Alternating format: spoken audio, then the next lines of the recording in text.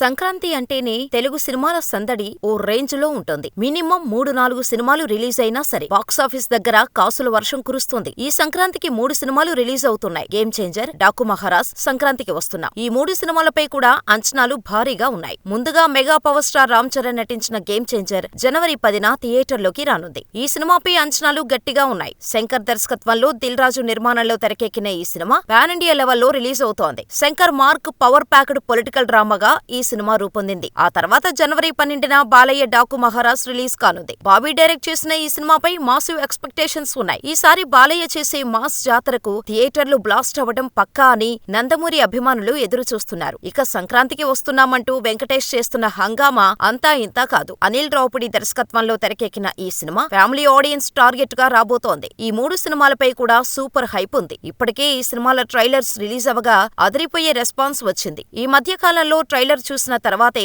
సినిమాపై ఓ అంచనాకు వస్తున్నారు ప్రేక్షకులు. ఈ నేపథ్యంలో గేమ్ చేంజర్, డాకు మహారాజ్, సంక్రాంతికి వస్తున్నాం ట్రైలర్స్ హిట్ టాక్ సొంతం చేసుకున్నాయి. ట్రైలర్ తో అంచనాలు మరింతగా పెరిగిపోయాయి. పాజిటివ్ వైపుతో ఈ సినిమాలు థియేటర్లోకి రాబోతున్నాయి. దీంతో ఈ 3 సినిమాలు ఎలా ఉండబోతున్నాయనేది ఆసక్తికరంగా మారింది. ఖచ్చితంగా సంక్రాంతికి ఈ ముగ్గురు విన్నర్ గా నిలిచే అవకాశాలున్నాయని ట్రేడ్ వర్గాలు అంచనా వేస్తున్నాయి. మరి ఏ బొమ్మ హిట్టు, ఏ బొమ్మ ఫట్టు అనేది తెలియాలంటే సినిమా రిలీజ్ వరకు వెయిట్ చేయాల్సిందే.